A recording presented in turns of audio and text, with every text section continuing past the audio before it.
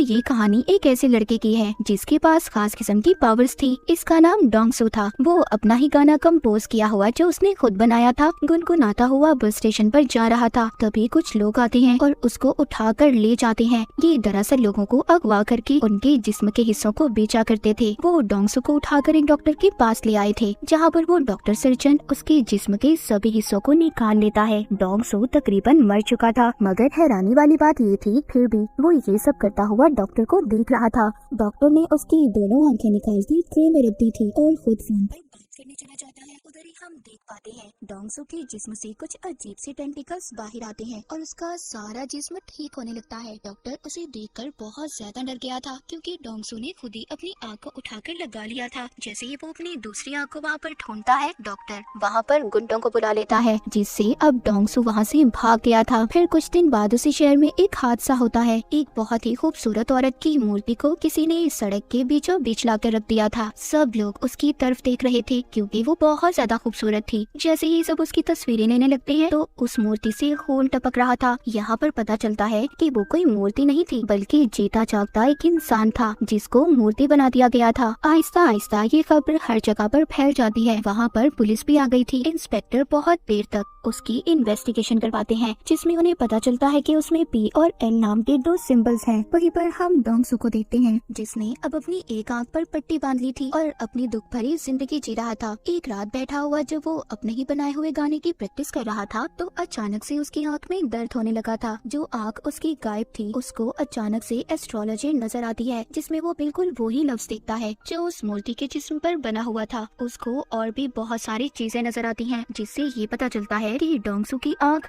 किसी दूसरे आदमी के पास है। तभी डोंगसू ये सब देख पा रहा था जो वो आदमी कर रहा था। अगले दिन डोंगसू अपने काम पर जाता है जो एक कबाड़ खाना था। तभी वहाँ पर कुछ लोग आते हैं जो उसके दोस्त को बहुत मार रहे थे। डोंगसू अपने दोस्त की मदद करने की कोशिश करता है और बेचारा खुद ही मार खा देता है। उन्हीं में से एक आदमी डोंगसू को मारने के लिए चाकू निकालता है और डोंगसू उससे लड़ाई करता है और इसी उसमें बेचारे डोंगसू का कान कट जाता है, जो कि जमीन पर गिर गया था। ये देखकर सभी वहाँ से भाग जाते हैं। अब जैसे ही वो वहाँ से जाते हैं, डोंगसू अपना कान उठाकर अपनी अजीब खास किस्म की पावर्स ताकत से अपने कान को जोड़ लेता है। उधर ही वो लोग भी अब डोंगसू को ढूंढ रहे थे जो जिस्म के हिस्से बेचा करते थे। उन्हें पता चल चुका था कि डोंगसू का जिस्म और उसका एक एक हिस्सा बहुत खास है, क्योंकि उसे जितना भी जख्मी कर लो काट लो वो खुद ही जुड़कर ठीक हो जाता है। और ऐसे जिस्म की मार्केट में लाखों करोड़ों में कीमत है। लड़ाई खत्म होने के बाद डोंगसू अपने घर जाता है, जहाँ बैठा वो अपने गाने की प्रैक्टिस कर रहा था, मगर उसको गाने की लिरिक्स सही तरह से याद नहीं थी। वो दोबारा से सुनकर प्रैक्टिस करने लगता है। तभी उसको विजन एक ख्याल आता है। उसको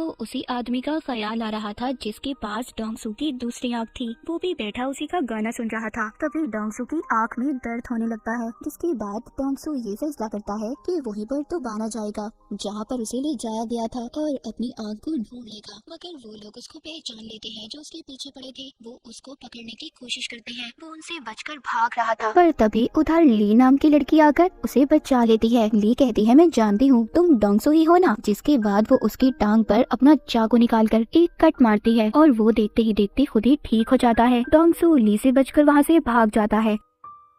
इसके बाद डोंगसू के ख्यालों में हमें एक किताब को दिखाया जाता है, जिसमें लोगों को मारकर उनका पुतला बनाने के बारे में सब कुछ लिखा हुआ था, जिससे ये बात तो साफ थी कि डोंगसू की आंख जिस इंसान के पास थी वो लोगों को मारकर उनका पुतला बनाकर उन्हें शहर में खड़ा कर देता था। फिर हम एक लड़की को देखते हैं जो डोंगसू का गाना सुनते अपने ऑफिस जा रही थी, क्योंकि वो गाना अब काफी ज्यादा वायरल हो चुका था। वो जाकर देखती है तो शहर में एक और पुतला खड़ा था जिसका अभी अभी खून किया गया था। ये सारी बातें अपने दोस्त को बताती है, जिसका नाम मिस्टर जिन था, पर वो आदतों से बिल्कुल भी अच्छा नहीं था, मगर ये लड़की उसको पसंद करती थी। ये लड़की मिस्टर जिन के सामने डोंगसू का गाना गुनगुनाती है। तभी उसकी आंखों में दर्द होने लगता है और उधर डोंगसू की आंखों में भी दर्द हो रहा था। अब ये बात तो यहीं पर क्लियर हो जाती है कि डोंगसू की दूसरी आंख जिस इंसान के पास थी वो मिस्टर जिन था और वही था जो शहर में सभी लोगों का कत्ल कर रहा था। और यहाँ पर ये भी पता चलता है कि डोंगसू की दोनों आंखें उसके गाने को पहचानती थी, इसलिए जब भी वो बचता था उसकी आंखें आपस में जुड़ने की कोशिश करती थी। तभी उसे दर्द होता था। एक दिन वो अपने ख्यालों में एक लफ्ज लिखा हुआ देखता है जो कॉप्स आर्ट था। वो जब उसको इंटरनेट पर सर्च करता है तो उसे पता चल गया था कि शहर में जितने भी कत्ल हो रहे हैं वो कातिल उनको मारकर स्टैचू मूर्ति में बदल देता है और वो कोई और नहीं बल्कि मिस्टर जिन है। अब इस बात को पता करने अगले दिन उस लड़की के पास जाता है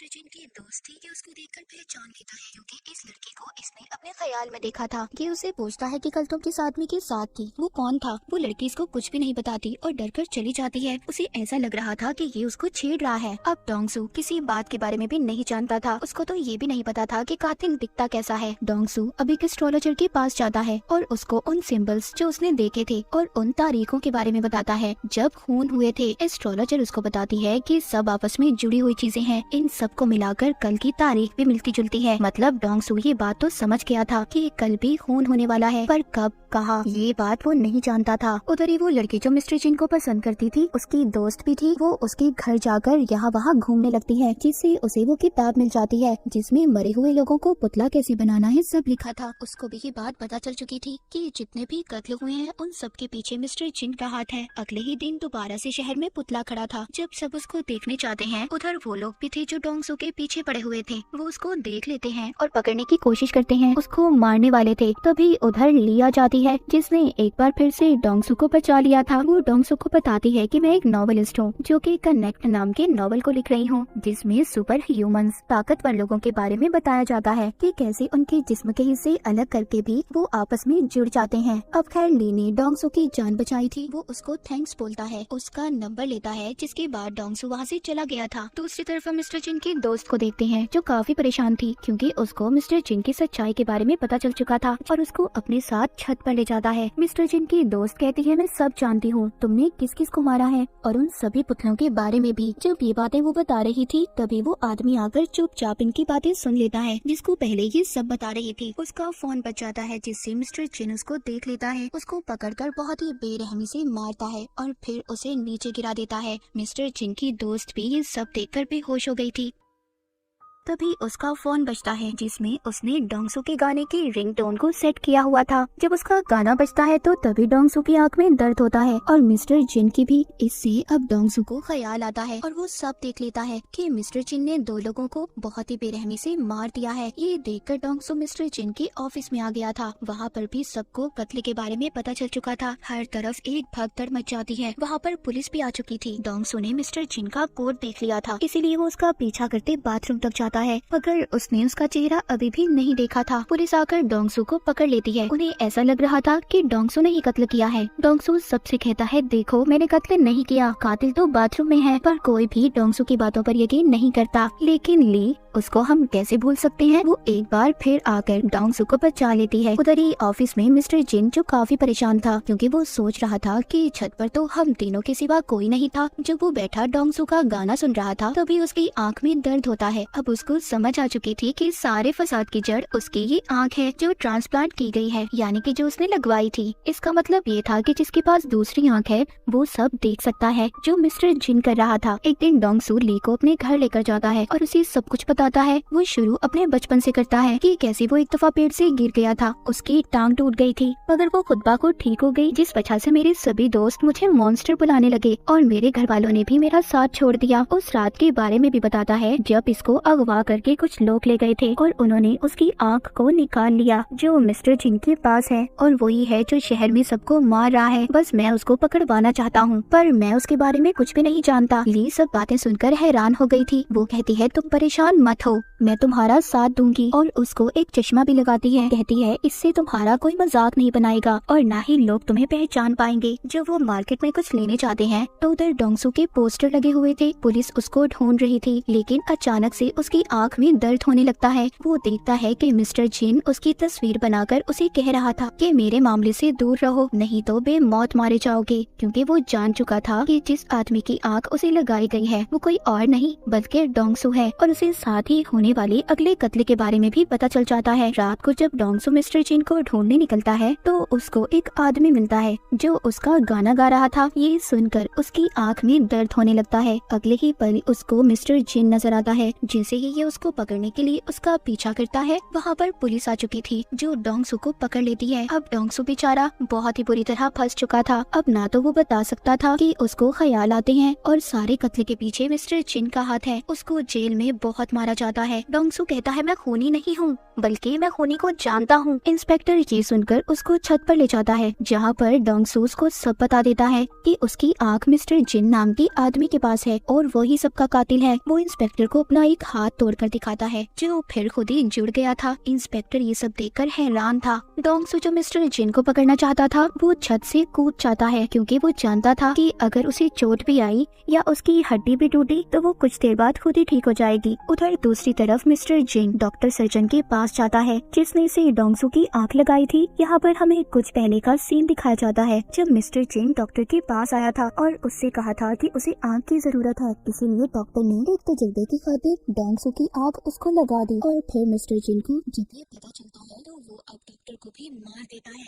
जब वो लोग चेक करने आते हैं जो डोंग सू को पकड़ने के चक्कर में थे, तो वो जब डॉक्टर को मरा हुआ देखते हैं, उन्हें सब पता चल जाता है कि मिस्टर जिन ने डॉक्टर को मारा है। ली और डोंग सू दोनों डॉक्टर को ढूंढने की तलाश में थे। ली एक आदमी को देखती है जो उन्हीं लोगों ने डोंग सू के पीछे लगाया था, जो जिस्म के हिस्से बेचा करते थे। ली उसको पकड़ लेती है और उसे मार देती है। उधर दूसरी तरफ डोंग सू बहुत खुश था, क्योंकि उसका बनाया हुआ गाना उसका फेवरेट सिंगर लॉन्च करने वाला था। तभी मिस्टर जिन अपने फोन पर नंबर डायल करता है। डोंग सू भी उसे देख पा रहा था। यहाँ पर पहली बार दोनों की बात होती है। डोंग सू से पूछता है कि तुम लोगों को क्यों मार रहे हो। वो उसको बताता है कि मुझे कैंसर है और अगर इस बीमारी की वजह से मैं जिंदा नहीं रह सकता तो कोई भी इंसान जिंदा नहीं रहेगा। और तुम आगे आगे देखो मैं लोगों को कैसे मौत देता हूँ। वहीं पर अब ली के मारे हुए आदमी की लाश भी पुलिस को मिल गई थी और साथ ही साथ मिस्टर जिन के खिलाफ सबूत भी। जब ली डोंग सू से मिलती है तो वो अपनी गर्दन पर किक मारती है, जो देखते ही देखते खुद ही ठीक हो गया था। यानी कि इसका मतलब ये था कि ली भी कनेक्ट थे। वो कहती है शायद हम जैसे और भी लोग होंगे। दूसरी तरफ मिस्टर जिन डोंग सू जैसा बनकर उसी सिंगर के पास चला जाता है जिसने डोंग सू को बुलाया था। उस सिंगर को वो मार कर अगवा कर लेता है और साथ ही डोंग सू को धमकी देता है कि अगर रात तक वो उसके पास नहीं आया तो वो सिंगर को मार देगा। पर वो लोग डोंग सू को पकड़ लेते हैं, जो उसके पीछे पड़े थे, जो ऑर्गन्स यानी कि जिस्म के हिस्सों को बेचा करते थे। ली उसे कहती है तुम जाओ, इन्हें मैं संभाल लूंगी। ली उन गुंडों का मुकाबला करती है, पर जब एक आदमी उसके चेहरे पर कट मारता है जो खुद ही ठीक होने लगता है। ये देखकर वो लोग बहुत खुश हो गए थे कि पहले तो सिर्फ वो डोंग सू ही था, पर अब ये लड़के भी, जिन्हें बेचकर ये बहुत सारे पैसे कमा सकते थे। लेकिन देखते ही देखते ली उन पर भारी पड़ रही थी और वहाँ से भाग जाती है। उधर पुलिस को भी मिस्टर जिन के खिलाफ सारे सबूत मिल चुके थे। उनको पता चल चुका था कि मिस्टर जिन डोंग सू बनकर घूम रहा है। डोंग सू भी उस जगह पर पहुँच गया था जहाँ पर मिस्टर जिन ने उसे बुलाया था। वो ये बात भी जानता था कि मिस्टर जिन को लड़ना नहीं आता, वो तो सिर्फ लोगों के डर का फायदा उठाकर उन्हें मारता है। तभी मिस्टर जिन आकर उधर गैस छोड़ देता है, जिससे डोंग सू बेहोश हो गया था। वो उसको उठाकर अपने साथ ले जाता है। उधर ली भी एक मॉन्स्टर के पास गई थी और उसे कहती है कि तुम्हारे जागने का वक्त आ चुका है, जो कि डोंग सू और ली की तरह ही था। ये उसको अपने साथ ले जाती है। यहाँ मिस्टर जिन डोंग सू को उस जगह पर ले आया था जहाँ पर उसने सिंगर को